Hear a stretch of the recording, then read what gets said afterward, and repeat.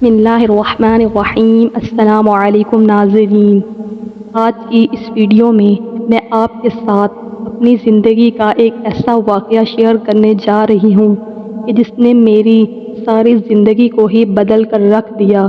تو ناظرین، یہ جاننے کے لیے ویڈیو کو اینڈ تک دیکھیے گا۔ میں نے اپنے والد سے چھپ کر اسلام قبول کیا اور ایک دن میرے والد کو پتہ لگ گیا اور میں بہت گھبرا گئی کیونکہ میرے والد مجھے مارنے کے لیے آ رہے تھے۔ میں فوراً بھاگ کر اسٹیشن پہنچ گئی۔ اچانک میرا پاؤں ٹرین کی پٹری پر پھنس گیا۔ میرے والد سمیت سب کھڑے لوگ مجھے دیکھ رہے تھے اور میرا مذاق اڑانے لگے اور بولے کہ اگر تجھے اپنے رب پر یقین ہے تو بچا لے خود کو ٹرین سے جو میری طرف ہی آ رہی تھی۔ میں بہت پریشان ہو گئی۔ میں نے روتے ہوئے اپنا سر آسمان کی طرف اٹھایا تو حیرت سے میری آنکھیں پھٹی رہ گئی۔ ناظرین، میں نے اور وہاں کھڑے لوگوں نے ایسا کیا دیکھا کہ جس نے کئی بڑے بڑے ہندوؤں کو بھی سجدہ کرنے پر مجبور کر دیا۔ ناظرین، انہوں نے ایسا بھی کیا دیکھ لیا تھا کہ اسلام کا نام لینے پر ہی قتل عام کرنے والے ہندو صرف ایک چیز کو ہی دیکھ کر ایمان لے آئے تھے۔ اگر اوپر والے کی مہربانی مجھ پر نہ ہوتی تو شاید وہ میری زندگی کا آخری دن تھا۔ میرا نام ثنا ہے۔ میری پیدائش ہندو گھرانے میں ہوئی تھی۔ میرا باپ کٹر ہندوؤں میں سے تھا اور میری ماں سکھ گھرانے سے تھی اور گرو نانک کو ماننے والی تھی۔ ایسے میں زندگی کے کئی عرصے تک مجھے یہ معلوم ہی نہیں ہو سکا کہ میرا خدا کون ہے۔ ایک جانور جو کہ ہر چیز کے لیے ہمارا ہی محتاج ہوتا ہے، یا پھر بابا گرو نانک جو کہ صرف ایک بے جان مجسمہ اور مورتی کی صورت میں ہوتے تھے۔ ایک طرف باپ کا خدا گائے تھی جس کا تینوں وقت کا کھانا چارہ پانی اس کی جگہ پر ہی جا کر دیا جاتا تھا۔ بدبودار فضلے کو مقدس سمجھ لیا جاتا تھا۔ میرا باپ دن بھر خدا کی خدمتیں کرتا، اس کے لیے الگ الگ ملازموں کی فوج رکھی جاتی تھی۔ اس کے باوجود بھی میرے باپ کا خدا جو کہ ایک گائے ہوتی تھی، چند سال گزرنے کے بعد خود بخود مر جاتی تھی۔ اس کے مردار وجود کو کسی ویران جگہ پر پھینک دیا جاتا تھا جہاں گائے ماتا کے مردار وجود کو جنگلی جانور چیر پھاڑ کر کھا جاتے تھے، لیکن وہ اپنے بچاؤ کے لیے کچھ نہیں کر سکتی تھی۔ نہ تو وہ خود کو مرنے سے بچا سکتی تھی اور نہ تو جانوروں کی خوراک بننے سے خود کو بچا سکتی تھی۔ دوسری طرف میرا باپ 2-4 دن مری ہوئی گائے ماتا کا سوگ منانے کے بعد ایک اور نسلی خدا ڈھونڈ کر لے آتا تھا۔ یوں ہمارے گھر میں ایک نئی گائے ماتا کی آمد ہو جایا کرتی تھی۔ دوسری طرف اماں ہزاروں چیزیں پکا پکا کر بابا گرو نانک کے لیے لے جایا کرتی تھی اور ان کی نظر کیا کرتی تھی۔ کبھی تو وہ چیزیں وہاں سے غائب ہو جاتی۔ اماں حضور خوش ہو جایا کرتی تھی کہ بابا گرو نانک نے اس کی نظر کھا لی، اب اس کی ہر مراد پوری ہو جائے گی۔ لیکن کبھی کبھی تو وہ چیزیں وہاں ایسے ہی پڑی رہتی تھی تو اماں اداس اور پریشان ہو جایا کرتی تھی کہ آج بابا گرو نانک اس سے ناراض ہیں۔ بابا گرو نانک کی ناراضگی اماں کو بے چین کر دیتی تھی۔ پھر اماں سب کچھ چھوڑ چھاڑ کر وہاں ہی بیٹھ جایا کرتی تھی۔ جب تک اماں کو بابا گرو نانک کی ناراضگی سمجھ نہ آتی تھی تب تک اماں کوئی دوسرا کام نہ کرتی تھی۔ ان سب کے درمیان میں الجھ کر رہ جاتی تھی۔ مجھے ان خداؤں کی کچھ سمجھ نہ آتی تھی۔ شاید مجھے اللہ تعالیٰ نے ہدایت سے نوازنا تھا، اسی لیے شروع سے ہی مجھے ایک ایسی الجھن میں مبتلا کر دیا تھا جس سے میں نے راستہ ڈھونڈ کر نکالنا تھا۔ اس الجھن کو دور کرنے کے لیے میں نے گائے ماتا اور بابا گرو نانک کی بہت پوجا اور تپسیا کی، لیکن ان میں سے کوئی بھی میری الجھن کو دور نہ کر سکا کیونکہ میری اس الجھن کا حل ان کے پاس تھا ہی نہیں۔ میرا ہندو دھرم کا نام پرتھی کرشن تھا اور میرے والد کا نام کرشن لال تھا۔ میں نے ابتدائی تعلیم حیدرآباد سے حاصل کی تھی۔ میں پڑھائی میں بہت ذہین تھی اور ایک قابل اسٹوڈنٹ تھی۔ FSC میں میری پہلی پوزیشن آنے کے بعد ابا نے میرا داخلہ مانچسٹر کی کیمبرج یونیورسٹی میں کروا دیا تھا اور میں اپنے سفر پر روانہ ہو چکی تھی، ایک ایسے راستے پر جہاں مجھے میری منزل حاصل ہونی تھی اور جہاں مجھے ہدایت کی کرن ملنی تھی، جہاں میری زندگی بدل جانی تھی۔ معاشر کی زمین پر قدم رکھتے ہی میرے دل کو ایک عجیب سا سکون ملا تھا، شاید اس جگہ کو میرا ہی انتظار تھا۔ میرا جس سبجیکٹ میں داخلہ ہوا تھا وہاں کی سیٹیں میرے آنے سے پہلے ہی مکمل ہو چکی تھی، شاید ایسا ہی اللہ کو منظور تھا۔ مجھے کہا گیا کہ میں کچھ مہینے کے لیے دوسرے سبجیکٹ کی کلاس میں بیٹھ جاؤں۔ 3 مہینے کے بعد ٹیسٹ دیا جانا تھا، جس میں سے کچھ اسٹوڈنٹ کی چھانٹی کی جانی تھی اور میرٹ کے لحاظ سے سیٹیں دی جانی تھی۔ خیر، مجھے جو سیٹ ملی، میری بینچ میٹ ایک مسلمان لڑکی تھی جس کا نام فاطمہ تھا اور اس کا تعلق پاکستان سے تھا۔ اس نے میری طرف دوستی کا ہاتھ بڑھایا، لیکن مجھے اس سے کوئی بات کرنے میں دلچسپی نہیں تھی۔ ویسے بھی مجھے کسی سے بھی زیادہ گھلنا ملنا پسند نہیں تھا، اس لیے میں نے اس کو کوئی خاص گرم جوشی نہیں دکھائی۔ وہاں پاس ہی ہاسٹل میں میری رہائش تھی۔ ویسے تو میں اپنا کمرہ بھی کسی کے ساتھ شیئر کرنا نہیں چاہتی تھی، لیکن ہاسٹل کے انتظامیہ کا کہنا تھا کہ کم سے کم ایک لڑکی کو اپنے ساتھ ایڈجسٹ کرنا ہوگا۔ میں مجبوری اس کام کے لیے تیار ہو گئی۔ اگلے دن میری روم میٹ میرے کمرے میں آ گئی۔ میں نے جب اس کو دیکھا تو مجھے سمجھ ہی نہیں لگی کہ میں اس سے کیا کہوں اور کیا نہ کہوں کہ میری روم میٹ لڑکی کوئی اور نہیں بلکہ وہ مسلم لڑکی فاطمہ ہی تھی۔ مجھے ایک مسلمان لڑکی کے ساتھ کمرہ شیئر کرنا تھا اور میں ایک ہندو لڑکی تھی۔ کے آنے سے پہلے میں اپنا کمرہ سیٹ کر دیا تھا۔ بیڈ کے بالکل سامنے میں نے ایک طرف بابا گرو نانک کی مورتی رکھی ہوئی تھی جو میری ماں نے مجھے آتے ہوئے میرے ہاتھ میں پکڑائی تھی، اور دوسری طرف نئی گائے ماتا کی تصویر تھی جس کو ہمارے گھر آئے ہوئے ابھی چند دن ہوئے گزرے تھے۔ میرے والد کا کہنا تھا کہ یہ گائے ماتا کا عاشق ہی تھا جو میری فرسٹ پوزیشن آئی ہے۔ خیر، ان دونوں کے علاوہ میں اپنے ساتھ اپنے درہن کی کوئی اور چیز نہیں لائی تھی۔ وہ مسلمان لڑکی مسکرا کر کمرے میں داخل ہوئی۔ اس کے بعد اس نے اپنا سامان ایک طرف رکھتے ہوئے پورے کمرے کا جائزہ لیا اور پھر اپنا سامان سیٹ کرنے لگی۔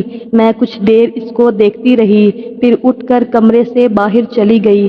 اس کو میں نے کمرے کی پچھلی سائڈ دی تھی اور دروازے والی سائڈ میں نے خود رکھی تھی۔ یہ پارٹیشن میں نے اپنے طور پر کی تھی، مگر جب میں کمرے میں واپس آئی تو اس پارٹیشن والی جگہ کمرے کے عین درمیان میں ایک بڑا سا پردہ لگا ہوا تھا جو کمرے کو مکمل طور پر الگ الگ 2 برابر حصوں میں تقسیم کر رہا تھا۔ میں نے ذرا پردہ سائڈ سے ہٹا کر دیکھا تو اس نے اپنے والا حصہ بڑے سلیقے سے نفاست کے ساتھ سجایا ہوا تھا اور اس نے بیڈ کی سائڈ پر بڑا خوبصورت قالین بچھا کر کچھ کرنے میں مصروف تھی۔ میں نے اس کو 1-2 مرتبہ بلایا، لیکن اس نے میری طرف نہ دیکھا اور نہ ہی میری آواز کا جواب دیا۔ اس کے اس ایٹیٹیوڈ پر مجھے بہت غصہ آیا۔ میں نے پردہ برابر کیا اور اپنے بیڈ پر بیٹھ کر موبائل چلانے لگ گئی۔ کچھ دیر کے بعد وہ پردہ ہٹا کر باہر آئی اور میرے پاس آ کر کہنے لگی کہ میں آپ سے معافی چاہتی ہوں کہ میں نے آپ کی آواز کا کوئی جواب نہیں دیا۔ دراصل میں نماز پڑھ رہی تھی، اس لیے آپ کو جواب نہیں دے سکی۔ اگر میں آپ کی طرف دیکھتی یا آپ کی آواز کا جواب دیتی تو میری نماز ٹوٹ جاتی۔ آپ کو مجھ سے کوئی کام تھا یا کچھ کہنا تھا؟ میں نے اس سے پوچھا کہ تم بتاؤ یہ نماز کیا ہے؟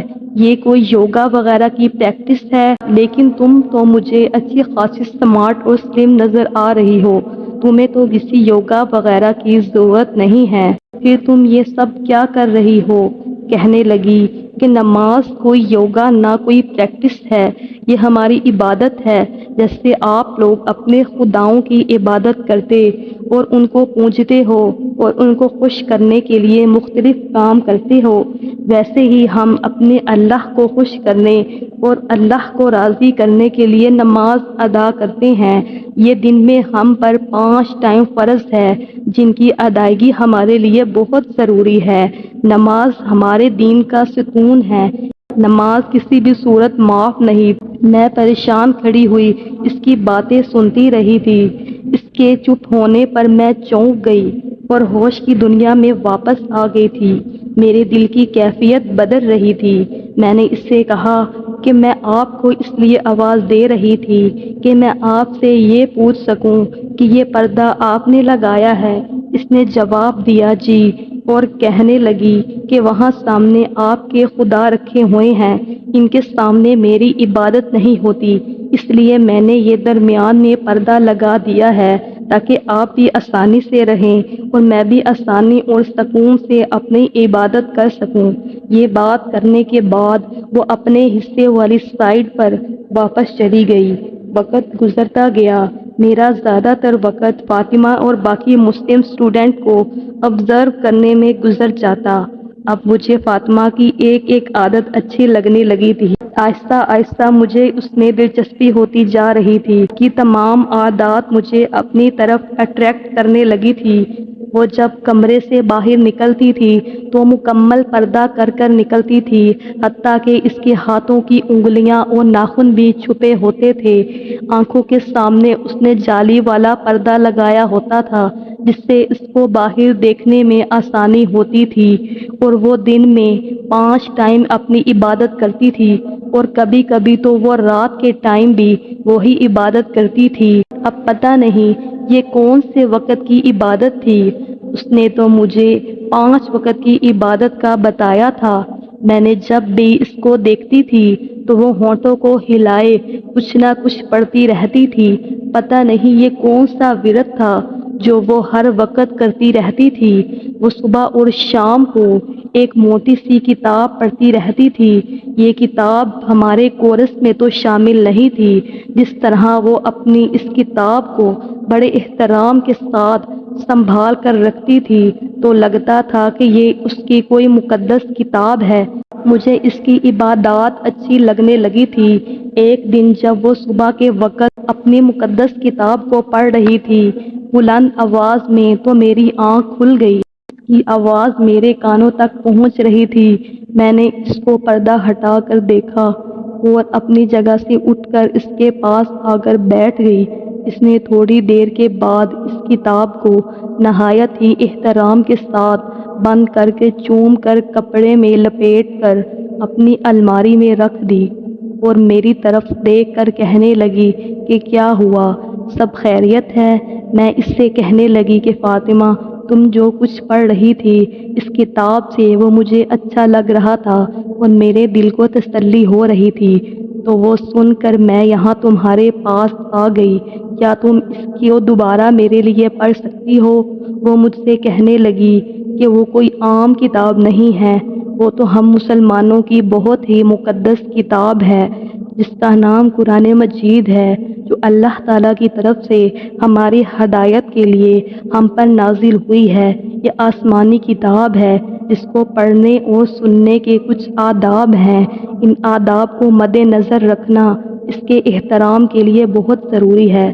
سب سے پہلے اس کو ٹچ کرنے سے پہلے پاک ہونا اور باوضو ہونا بہت ضروری ہے۔ یہ اللہ تعالیٰ کی بہت ہی پاک اور مقدس کتاب ہے تو اس نے اپنے پیارے حبیب محمد صلی اللہ علیہ وآلہ وسلم پر نازل فرمائی ہے۔ اللہ تعالیٰ فرماتے ہیں کتاب کو وہی ٹچ کر سکتے ہیں جو پاک ہو اور باوضو ہو۔ میں بڑی دلچسپی سے اس کی باتیں سن رہی تھی جو میرے دل پر اثر کر رہی تھی۔ میں نے اس سے پوچھا کہ وضو کیا ہوتا ہے؟ اس نے کہا کہ وضو کا مطلب پاکی حاصل کرنا ہوتا ہے۔ وضو کے کچھ فرائض ہیں اور کچھ سنتیں ہیں جن کو ادا کرنے کے بعد وضو مکمل ہوتا ہے۔ میں اس سے سوال پر سوال کیے جا رہی تھی، وہ ان کا جواب مجھے نہایت شفقت اور تحمل کے ساتھ دے رہی تھی۔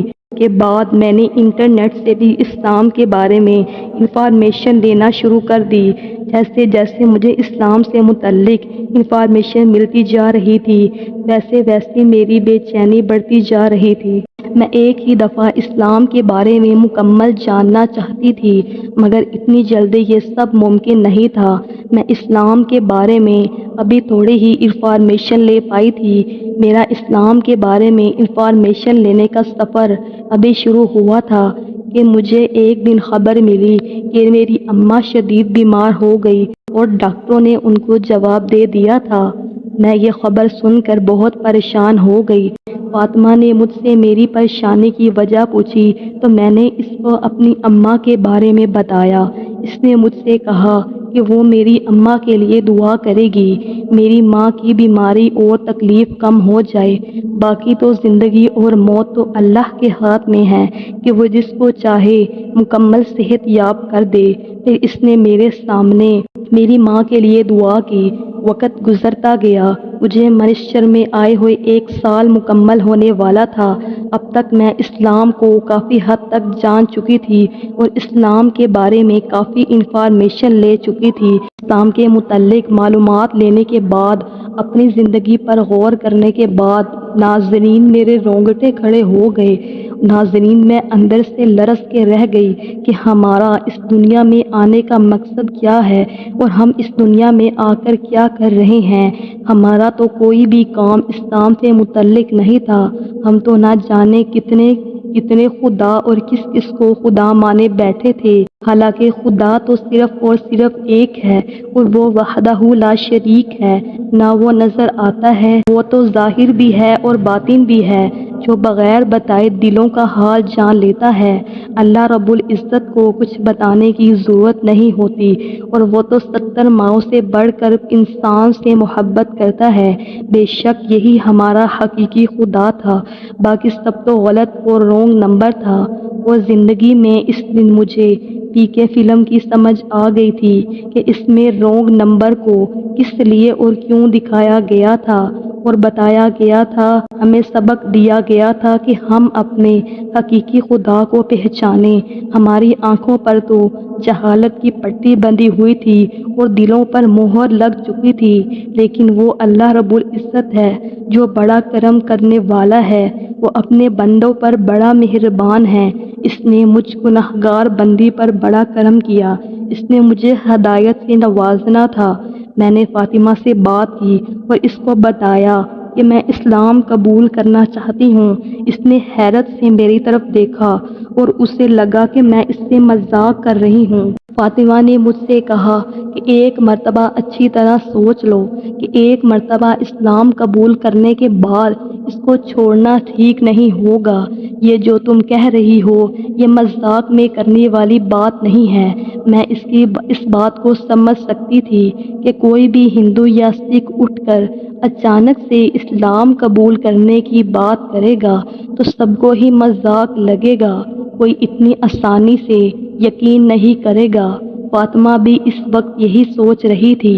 پھر میں نے اس کو یہ یقین دلایا اور بتایا کہ میں کوئی مذاق وغیرہ نہیں کر رہی ہوں، میں اسلام قبول کرنے کے بارے میں سیریس ہوں۔ یہ سن کر فاطمہ کو بہت خوشی ہوئی اور وہ خوشی سے مسکرانے لگی۔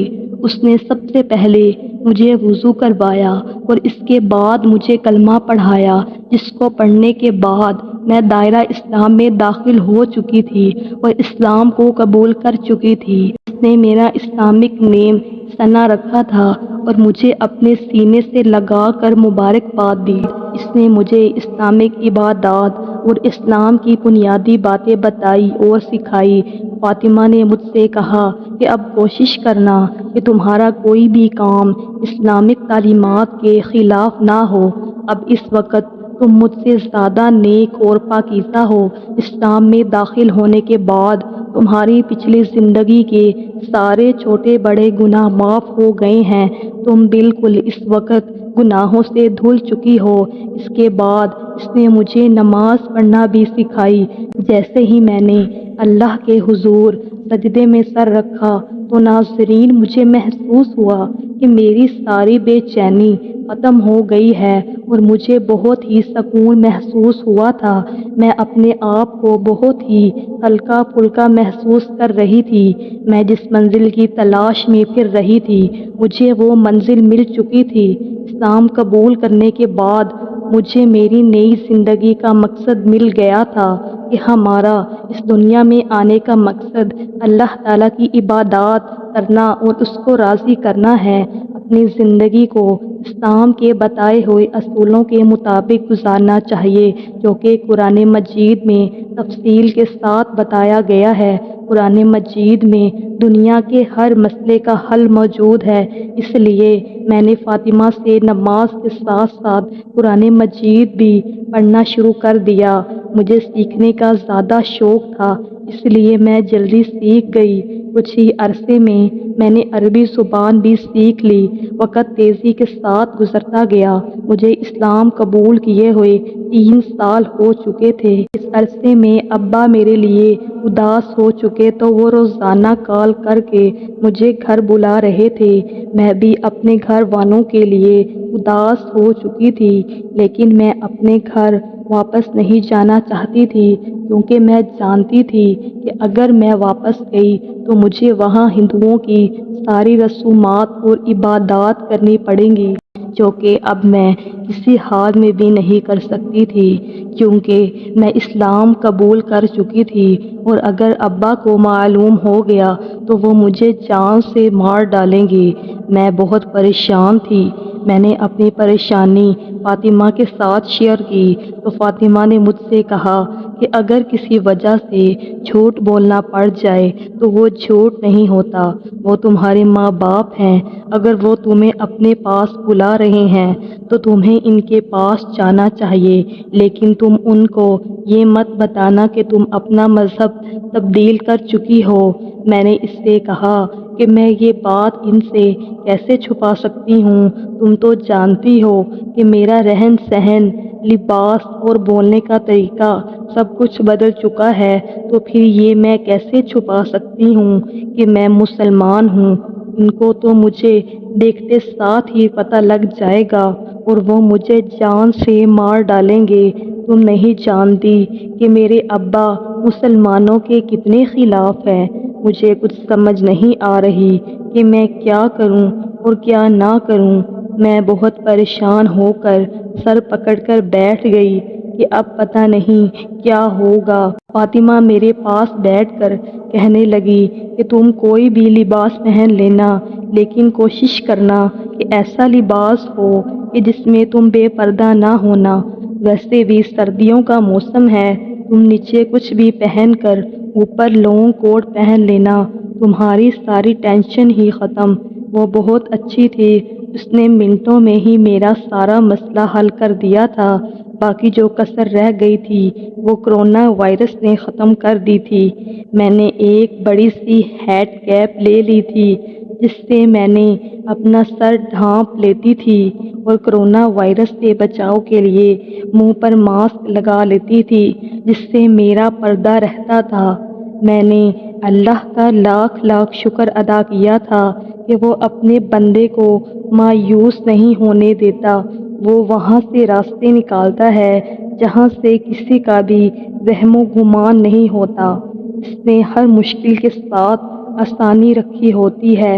میں نے اپنا سامان پیک کیا اور فاطمہ سے مل کر اس سے ڈھیروں دعائیں لی اور انڈیا کے لیے روانہ ہو چکی تھی۔ ایئرپورٹ سے گھر جاتے ہوئے میری ٹانگیں کانپنے لگی تھی۔ یہ زندگی میں پہلی مرتبہ ہوا تھا کہ میری جیسی بولڈ اور کانفیڈنٹ لڑکی اپنے ہی گھر جاتے ہوئے گھبرا رہی تھی۔ جیسے جیسے گھر قریب آتا جا رہا تھا، میری گھبراہٹ میں اضافہ ہوتا جا رہا تھا۔ میری سانس پھول رہی تھی اور دل کی دھڑکنیں تیز ہو رہی تھی، لیکن مجھے یہ تسلی بھی تھی کہ اب میں حق پر ہوں، میری حفاظت اس مالک کے سپرد تھی۔ یہ سوچ کر میں نے خود کو ریلیکس کیا۔ میں نے گھر کے دروازے پر دستک دی تو گھر کے ملازم نے دروازہ کھولا۔ اس سے پہلے کہ میں گھر میں انٹر ہوتی تو میری دادی ٹرے میں آرتی کا سامان لے کر آ گئی۔ سب سے پہلے انہوں نے مجھے ناریل دیا، اس کے بعد انہوں نے میری آرتی کی، جو میں نے بڑی مشکل سے ادھر ادھر کی۔ اگلا مرحلہ پرساد کا تھا۔ میں نے پرساد لے تو لیا تھا، لیکن میں یہ نہیں جانتی تھی کہ اب اس کو کھانا میرے لیے جائز بھی ہے کہ نہیں۔ میں نے اس کو لے کر چھپکے سے کوٹ کی جیب میں ڈال لیا تھا۔ میری ماں بہت بیمار تھی، ان کی حالت ٹھیک نہیں تھی۔ کینسر کی تکلیف نے ان کو اذیت میں مبتلا کیے رکھتا تھا۔ سوکھ سوکھ کر وہ کانٹا ہو چکی تھی۔ ان کا کئی جگہوں سے علاج کروایا گیا تھا لیکن کوئی فرق نہیں پڑا تھا۔ اماں کے بستر کے قریب گندا جل اور پتہ نہیں کن کن چیزوں کا ڈھیر لگا ہوا تھا۔ میں نے سب سے پہلے اماں کا کمرہ صاف کیا اور ساری فالتو چیزیں ہٹا دی تھی۔ مجھے یہاں رہتے ہوئے جو سب سے بڑی مشکل پیش آ رہی تھی وہ میری عبادت تھی۔ میں یہاں بڑی کوشش کے باوجود بھی 5 وقت کی نماز نہیں پڑھ پا رہی تھی۔ ہر وقت کوئی نہ کوئی سر پر سوار رہتا تھا جس کی وجہ سے میری نمازیں رہ جاتی تھی۔ میں رات کے پچھلے پہر دن بھر کی ساری نمازیں ادا کرتی تھی اور کچھ نہ کچھ پڑھ کر اپنی اماں کو دم کر دیتی تھی۔ اس کے بعد اماں کچھ دیر کے لیے ہی صحیح سکون کی نیند سو جاتی تھی، ورنہ تو تکلیف کی شدت اتنی تھی کہ وہ ہر وقت بے چینی میں رہتی تھی اور سکون سے ایک لمحہ بھی سو نہیں سکتی تھی۔ ایک دن میں نے یوں ہی اماں کے پاس بیٹھ کر اماں کو دم کیا۔ اماں بستر پر لیٹی ہوئی تھی اور رات کے 2 بجے کا وقت تھا۔ دم کرنے کے بعد اماں کے سونے کا انتظار کرنے لگی کہ اماں سوئی تو میں نماز ادا کروں۔ کچھ دیر کے بعد اماں کی آنکھ لگ گئی۔ میں جلدی سے اٹھ کر گئی اور وضو کر کے آئی اور آ کر نماز ادا کرنے لگ گئی۔ میں اس بات سے بے خبر تھی کہ اماں مجھے ہی دیکھ رہی تھی اور اس وقت تو اماں کچھ نہ بولی، لیکن اگلے دن جب میں سو کر اٹھی تو گھر میں شور مچا ہوا تھا۔ اماں نے سب کو میرے بارے میں بتا دیا تھا کہ میں اپنا مذہب چینج کر چکی ہوں۔ ابا انتہائی غصے میں تھے۔ ان کو یقین ہی نہیں آ رہا تھا کہ ان کی سب سے لاڈلی بیٹی اپنا دین تبدیل کر چکی ہے، اس لیے وہ یہ بات پوچھنے کے لیے میرے پاس آئے تھے۔ انہوں نے مجھ سے سوال کیا تو میں نے اپنا سر جھکا لیا تھا۔ سچ تو سب کو پتہ لگ چکا تھا، اب بات کو چھپانے اور جھوٹ بولنے کا کوئی فائدہ نہیں تھا۔ میں نے ابا کے سامنے اعتراف کر چکی تھی کہ میں اپنا مذہب تبدیل کر چکی ہوں۔ ابا نے ایک ساتھ مجھے کئی تھپڑ لگائے لیکن مجھے افسوس نہ ہوا۔ ابا جیسے ہی اپنی پستول لینے اپنے کمرے میں گئے تو میں گھر سے بھاگ گئی کیونکہ ابا مجھے جان سے مار دینا چاہتے تھے۔ میں بھاگتے بھاگتے اسٹیشن آ گئی۔ ٹرین کے چلنے کا وقت ہونے والا تھا۔ میرا ارادہ تو یہ تھا کہ میں جلدی سے ٹرین میں سوار ہو کر ایک دفعہ اپنے ابا کی نظروں سے دور ہو جاؤں۔ میں کچھ قدم ہی چلی تھی کہ میرا پاؤں ٹرین کی پٹری میں پھنس گیا۔ اتنی دیر میں ابا بھی وہاں پہنچ چکے تھے۔ ابا سمیت وہاں کھڑے سب لوگ مجھے دیکھ کر ہنسنے لگے۔ ابا نے کہا کہ اپنے خدا سے کہو کہ تمہیں آ کر بچائے کیونکہ ٹرین تو آنے والی ہے، وہ تمہیں کچل کر نکل جائے گی۔ میں نے بے ساختہ آسمان کی طرف دیکھا تو میرے کانوں میں فاطمہ کے الفاظ گونج اٹھے کہ اللہ اپنے بندوں کو آزماتا ہے۔ شاید اللہ تعالیٰ کی طرف سے یہ میری پہلی آزمائش تھی۔ میں نے اپنی آنکھیں بند کر دی اور خود کو اپنے رب کے حوالے کر دیا تھا۔ مجھے اپنے اللہ پر پورا بھروسہ تھا کہ اس نے میرے لیے کچھ بہتر ہی سوچا ہوگا۔ یہ سوچنے کے بعد میرے دل سے ہر قسم کا ڈر اتر گیا تھا۔ میری آنکھیں بند تھیں، ٹرین میری طرف ہی آ رہی تھی کہ ایک دم اچانک میرے کانوں میں ایک زوردار آواز پڑی تھی۔ میں نے ایک دم اپنی آنکھیں کھول کر دیکھا تو سامنے کا منظر دیکھ کر میں فوراً سے اپنے رب کا شکر بجا لائی تھی۔ ٹرین میرے پاس سے تیز آواز کے ساتھ گزرتی چلی گئی۔ ابا یہ منظر دیکھتے ہی سجدے میں گر گئے تھے۔ یہ اللہ ہی کی قدرت تھی کہ بجلی کی تیز چمک نے پٹری کو ایک لمحے میں کاٹ دیا، جس کی وجہ سے ٹرین میری طرف آنے کے بجائے ساتھ والی پٹری پر چڑھ گئی۔ سب حیران پریشان یہ منظر دیکھ رہے تھے کہ ٹرین بنا کسی نقصان کے دوسری پٹری پر صحیح سلامت چلی گئی تھی۔ ان کے لیے یہ چمکدار تھا، سب کچھ کرنے والا کوئی گائے ماتا، کوئی دیوتا یا بابا گرو نانک نہیں تھا، بلکہ میرا خدا تھا جو ہر چیز پر قادر ہے۔ وہ میرا اللہ ہے جو ہواؤں کا بھی رخ بدل سکتا ہے۔ اس کے لیے ایک ٹرین کا رخ بدلنا کوئی مشکل کام نہیں تھا۔ ابا نے آ کر میرا پاؤں ٹرین کی پٹری سے چھڑوایا اور مجھ سے کہا کہ مجھے بھی اس رب کا کلمہ پڑھا دو کہ جس نے تمہیں موت کے منہ سے نکالا ہے۔ بجلی کی زوردار چمک سے ان کے دل پر لگی مہر ہٹ گئی تھی۔ اللہ نے ان کو بھی ہدایت کی روشنی سے نوازنا تھا۔ گھر آ کر سب سے پہلے ابا نے گائے ماتا کو کھول کر بھگا دیا۔